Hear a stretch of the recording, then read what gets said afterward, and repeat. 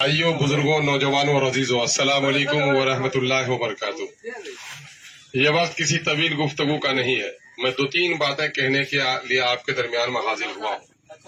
मैं इस वक्त तीसरी बार पार्लियामेंट का उम्मीदवार बनकर आया हूँ MIM की जानिब से।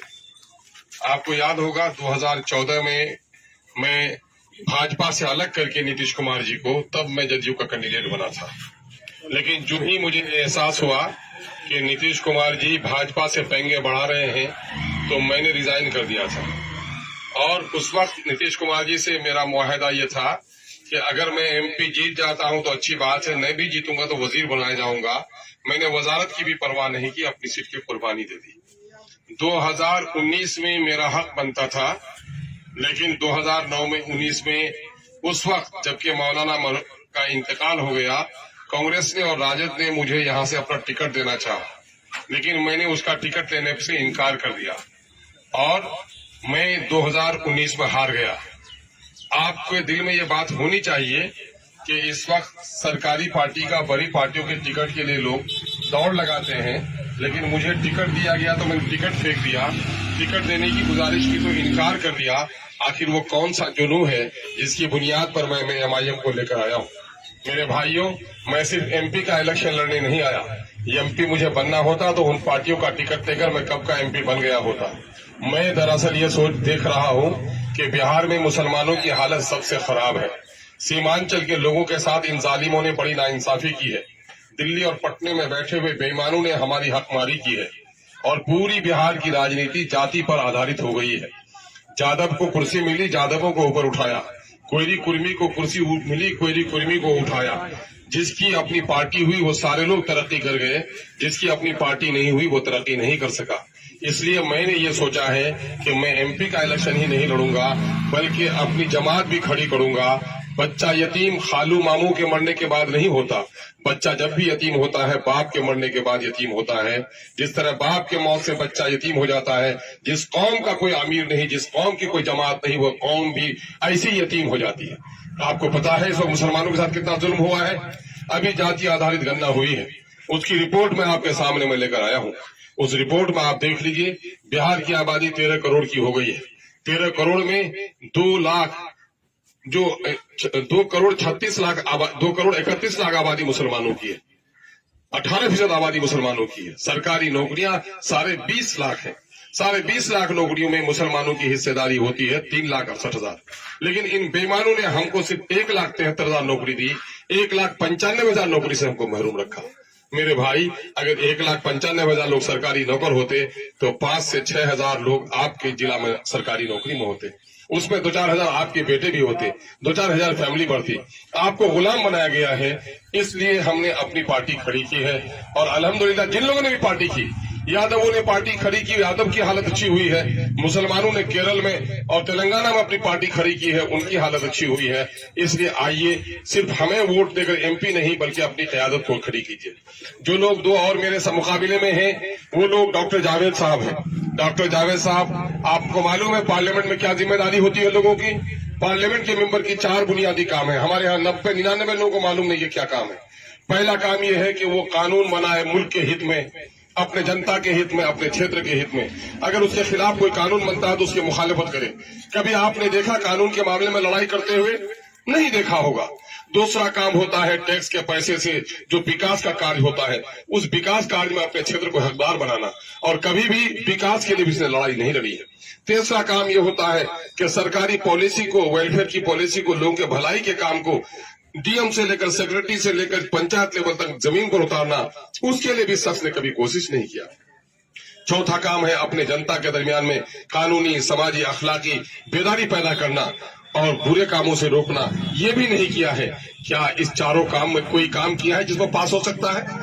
सब में वो 0 है, तो उसका नंबर 0 होना चाहिए कि नहीं होना चाहिए? दूसरी बात ये बताओ, बाप का कत्ल कोई कर देता है, 5 साल हो गए, गम भुला दिए, मिलाद कर लिए, चहलुम कर लिए, 5 साल में भूल गए बाप के कत्ल को। लेकिन बाप का कातिल अगर मूंछ ऐठाए हुए बस्ती में आए तो बाप का गम ताजा होता है कि नहीं होता है?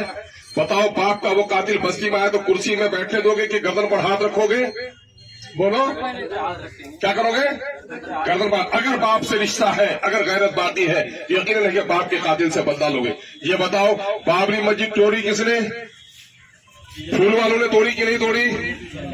ये बात बताओ, गुजरात में माओ बहनों की इज्जत किसने लूटी? फूल वालों ने लूटी कि नहीं लूटी? बोलो किसने लूटी? फूल वालों ने लूटी कि नहीं लूटी? बिल्किस की आबरू उसके बेटे के सामने में किसने लूटी? और वो जब जेल से रिहा होकर आया, उसका जानी तो उसके गले में माला कौन डाला?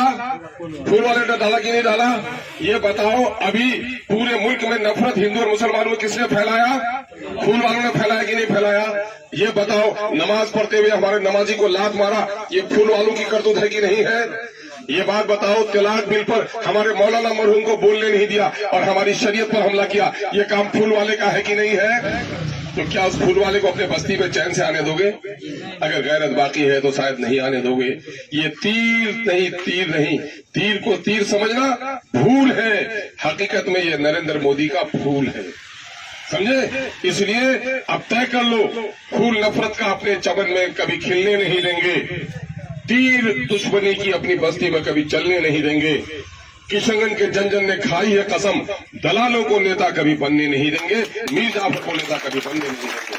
आपको लगती है मैं सही बात कह रहा हूँ? ये जो आदमी है मुजाहिद, ये कौन है? ये सड़क पर गिट्टी, पहले अमीरों के घर बनते थे तो बालू की कोई कीमत नहीं लगती थी, आज गरीबों का घर बनने लगा है तो गिट्टी पर रॉयल्टी, बालू पर रॉयल्टी। आज जितना भी अवैध वसूली हो रही है, सरकार का दामन पकड़कर यही लोग वसूली करा रहे हैं। आज गरीबों का घर बनना महंगा कर दिया, वो पैसा लूटता है।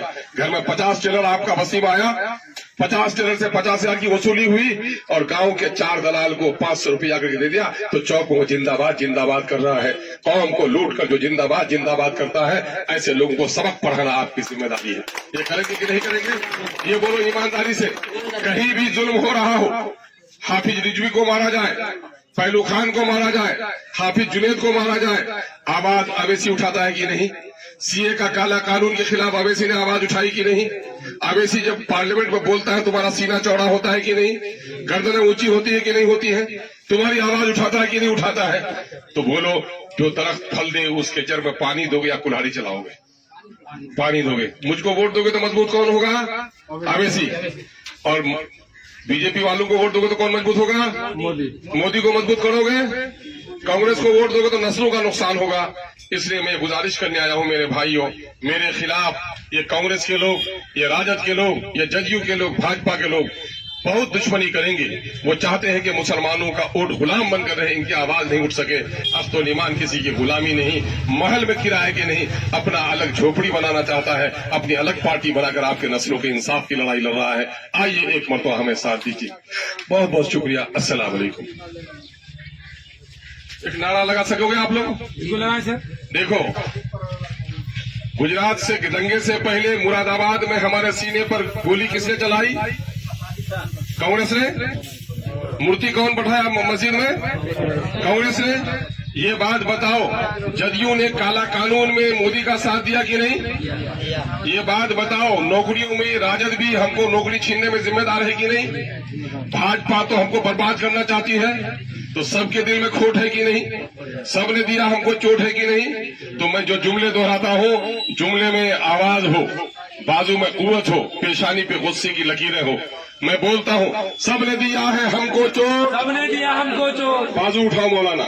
सबने दिया है हमको चोट, सबने दिया हमको चोट, सबके दिल में है खोट, सबके दिल में है खोट। अब न देंगे इन बेईमानों को वोट, अपना देंगे बेईमानों को, अब न देंगे इन बेईमानों को वोट, अपना देंगे इन बेईमानों को अब वोट। अपनी पार्टी अपना वोट, अब अपनी पार्टी अपना वोट। पतंग छाप जिंदाबाद, मिनिस्टर सुंदर अवैसी जिंदाबाद, अख्तर अली खान जिंदाबाद, अख्तर अली खान जिंदाबाद, पतंग छाप जिंदाबाद। मोर बात ना दिल गोठे नौजवान सब साथ 4 दिन कारो चाय पीले कुछ नहीं है जाबे। 4 दिन कारो तिल डाले दीवे तो 3 लीटर तो वासे तो तकदीर बदलने वाला नीचे मैं हमेशा तक तो नुकसान पहुंचाबे। हारी बोल भाई बोल, जादव भाई बोल, कुर्मी बोल, समारोह पार्टी है तो पार्टी नहीं हुआ अब बहुत मौका की कोई एकटा लोग की करबे तो वहां अगर कारो घर दुश्मन वो 10टा बेटा है और वारी एकटा बेटा वो तो नट्टी टिपे देवे नहीं की, बल्कि वो की कहवे कि मोर एकटा बेटा में अत्य मजबूती से मक्खन खिले के 10 जना मुकाबला करे है ना। कुछ बेवकूफ बोलो कि बोलने की है तो हमरा कहूँ कि बोलले तोर बार निकाह भेल, बेसी बोलबे तो मार तलाक जाबे। बेगर बोलले कुछ हो जाए। मैं असेंबली बोले तो जानिस की बोल महानंदात को मंत्री पुल बनवानी पाले और मी 10 अरब टका पुल शुरू करूँ। मैं बोल लो तो की बोल किशनगंज 30 खान हाई स्कूल एक सेंशन करूँ। मैं बोल लो तो की बोल सूरज नमस्कार को जो मुसलमानों छुआक वहां बंद कराऊंगा। समझ लो तो बोलने ही कानून ऊंचा की करवाता है पार्लियामेंट ऊंचा सुंदर बनवाता नहीं जा, ऊंचा रुस्तुम सोरा फिर कुश्ती है, फिर ऊंचा क्रिकेट खेलवाता नहीं जा, ऊंचा की बात है जा जमीन रजिस्ट्री रुका हुआ है। अभी असेंबली से मैं जारी करानू नहीं करानू इला सबला लड़ाई में लड़ोई बाबू एक मरतबा मुख साथ